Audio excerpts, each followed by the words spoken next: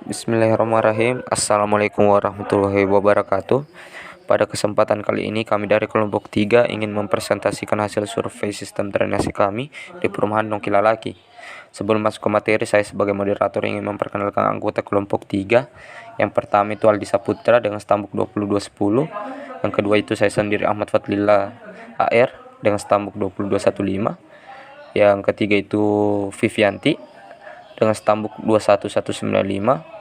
Yang keempat itu Masril Dewa dengan stambuk 20226.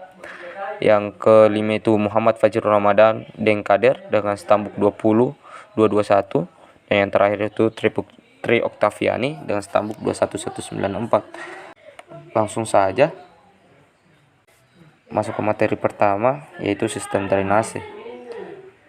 Drainase yang berasal dari bahasa Inggris yaitu drainage, mempunyai arti mengalirkan, menguras, membuang, atau mengalirkan air. Secara umum, drainase dapat didefinisikan sebagai suatu tindakan teknis untuk mengurangi kelebihan air, baik yang berasal dari air hujan, rembesan, maupun kelebihan air irigasi dari suatu kawasan atau lahan, sehingga fungsi kawasan atau lahan tidak terganggu. Selain itu, drainase dapat juga diartikan sebagai usaha untuk mengontrol kualitas air tanah. Jadi drainase menyangkut tidak hanya air permukaan tapi juga air tanah. Sesuai dengan prinsip sebagai jalur pembuangan, maka pada waktu hujan, air yang mengalir di permukaan diusahakan secepatnya dibuang agar tidak menimbulkan genangan yang dapat mengganggu aktivitas dan bahkan dapat menimbulkan kerugian. Selanjutnya, fungsi drainase dan sistem keberlanjutan akan dibawa oleh Triputri Oktaviani. Terima kasih atas kesempatan yang diberikan. Saya akan melanjutkan paparan dari teman saya, yaitu fungsi drainase. Yang pertama, membebaskan suatu wilayah, terutama yang padat dari pemukiman, dari genangan air, erosi, dan banjir. Karena aliran lancar, maka drainase juga berfungsi memperkecil resiko kesehatan lingkungan, bebas dari malaria atau nyamuk, dan penyakit lainnya. Ketiga, menggunakan tanah pemukiman padat akan menjadi lebih baik karena terhindar dari kelembaban. Keempat, dengan sistem yang baik, tata guna lahan dapat dioptimalkan dan juga memperkecil kerusakan-kerusakan struktur tanah untuk jalan dan bangunan lainnya. Sistem drainase yang berkelanjutan. Yang pertama, konsep dasar pengembangan drainase berkelanjutan adalah meningkatkan daya guna air, meminimalkan kerugian, serta memperbaiki konservasi lingkungan.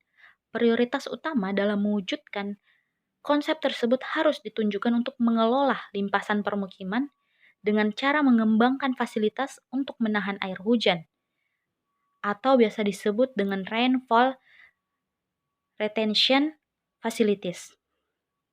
Berdasarkan fungsinya, fasilitas penahan air hujan dapat berupa yaitu tipe penyimpanan atau storage types dan tipe peresapan atau biasa disebut dengan infiltration types.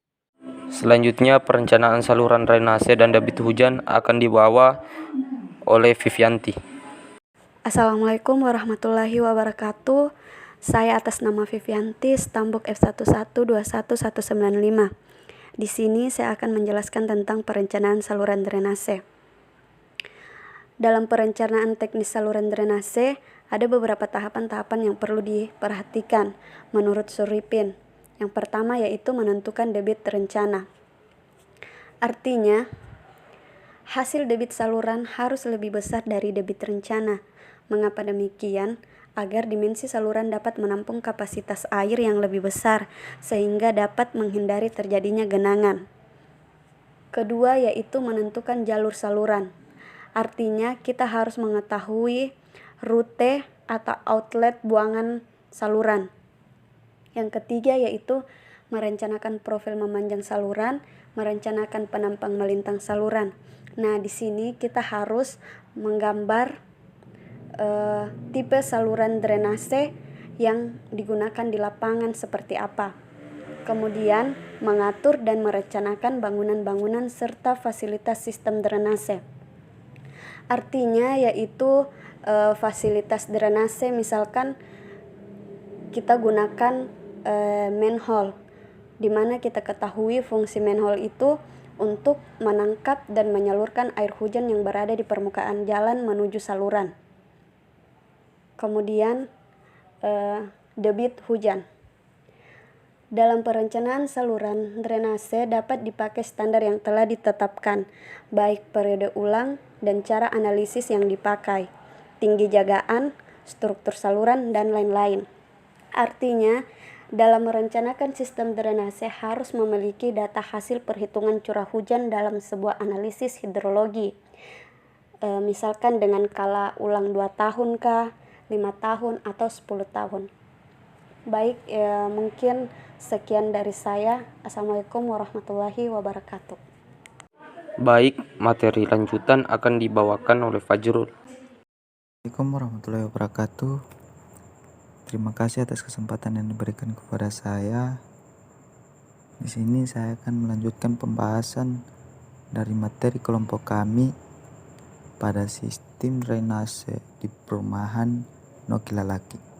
Pada slide 8 sudah terdapat tabel data di mana data-data yang sudah kami kumpulkan pada sistem drainase di perumahan Nokilalaki, di mana terdapat luas das per hektar, periode ulang per tahun, dan metode perhitungan debit hujan. Untuk luas das kurang dari 10 hektar, itu periode ulang 2 tahun, dan untuk metode perhitungan debit hujannya itu rasional. Untuk luas das 10 sampai 100 hektar, itu periode ulang 2 sampai 5 tahun. Untuk metode perhitungan debit hujan rasional. Untuk 101 luas das 101 sampai 500 hektar, itu periode ulang 5 sampai 20 tahun. Untuk metode perhitungan debit hujannya rasional. Dan luas das lebih dari 500 hektar, itu periode ulang 10 sampai 25 tahun. Dan metode perhitungan debit hujannya itu hidrograf satuan. Di sini kita sudah mendapatkan data pada sistem drainase di perumahan Nokilalaki yang kami sudah survei kemarin. Untuk pengolahan data dan pembahasannya, pengumpulan data drainase di perumahan Nokilalaki itu meliputi data cross section dan data curah hujan. Baik, terima kasih atas perhatiannya. Saya ucapkan mohon maaf. Assalamualaikum warahmatullahi wabarakatuh. Selanjutnya, pembahasan lanjutan mengenai peta topografi dan site plan-nya akan dibawakan oleh Aldi Saputra. Dalam merencanakan drainase perumahan, kita membutuhkan peta topografi kawasan. Peta topografi diperlukan untuk mengetahui bentuk muka tanah pada sebuah kawasan, sehingga air direncanakan mengalir dari elevasi tanah yang lebih tinggi menuju tanah yang lebih rendah. Jika kita tidak memiliki peta topografi, maka kita bisa mencari lokasi tersebut lewat Google Earth, kemudian kita digit batas-batasnya di kawasan tersebut sehingga kita mengetahui elevasi dari kawasan yang akan kita tinjau sistem drainasenya. Selanjutnya adalah kita merencanakan jaringan drainasenya. Untuk merencanakan jaringan drainase, kita harus memiliki site plan perumahan. Jadi, site plan perumahan ini diperlukan untuk mengatur tata letak saluran, panjang saluran, serta aliran saluran yang akan menuju ke outlet saluran drainase.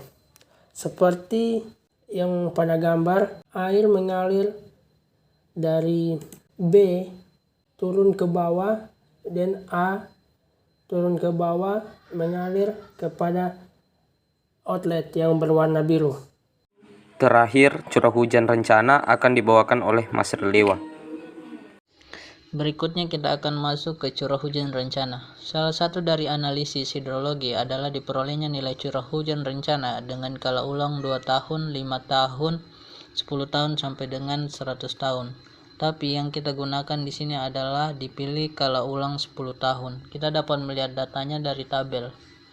Selanjutnya kita akan masuk di debit yang dibuang dengan rumus Q banjir rencana sama dengan 0,2778 dikali C kali I kali A, di mana Q sama dengan debit banjir maksimum meter kubik per jam, C sama dengan koefisiensi pengaliran, I sama dengan intensitas curah hujan rata-rata mm per jam, A sama dengan luas daerah pengaliran kilometer per pangkat 2, dengan C sama dengan 0,7 untuk perumahan sudah termasuk jalan.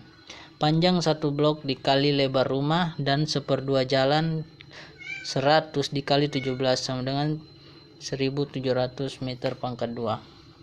Dimana L sama dengan 200 M. L adalah panjang saluran, S sama dengan 0,2 adalah kemiringan tanah. Dengan rumus T sama dengan 0,87 dikali L pangkat 2 per 100 dikali kemiringan tanah sama dengan 23 menit sama dengan 0,4. Selanjutnya kita akan masuk di perencanaan saluran drainase dengan Q buang sama dengan 0,032 meter pangkat 3 per detik. Direncanakan B sama dengan 0,3 M, H sama dengan 0,3 M, H sama dengan B kali H sama dengan 0,3 dikali 0,3. P sama dengan 2 dikali H ditambah B sama dengan 2 dikali 0,3 ditambah 0,3 sama dengan 0,9 meter. R sama dengan A per P sama dengan 0,9 per 0,9 sama dengan 0,1 meter. V sama dengan 1 per N. R pangkat 2 per 3 dikali S pangkat 1/2 sama dengan 1 per 0,02 dikali 0,1 pangkat 2 per 3 dikali 0,005 pangkat 1/2 sama dengan 0,7 meter per detik. Q saluran sama dengan A kali V sama dengan 0,09 dikali 0,76 sama dengan 0,07 meter kubik per detik, di mana Q buang lebih kecil dari Q saluran. Dan kita dapat melihat gambar cross selection di mana tebal dinding saluran adalah 0,2 dan hasil perencanaannya 0,3, di mana lebar bawah sama dengan 0,2, tinggi mukanya 0,4 dan pegangannya 0,1 meter, di mana long selection diberikan jarak sebanyak 40 meter, di mana evaluasi muka tanah itu berwarna biru, elevasi dasar saluran berwarna merah, elevasi muka air berwarna kuning, dan elevasi tanggul berwarna hijau. Sekian yang dapat saya sampaikan. Terima kasih. Assalamualaikum warahmatullahi wabarakatuh. Demikian presentasi dari kelompok kami. Kurang dan lebihnya mohon dimaafkan karena kesempurnaan hanya milik Tuhan. Terima kasih. Assalamualaikum warahmatullahi wabarakatuh. Langsung karena kemarin buat beberapa rumah-rumah semua saya minta supaya pokoknya disambung ke depan semua karena mepet di rumah kan mepet, waktu sambung begini belakang waktu sambung kalau dibuang di depan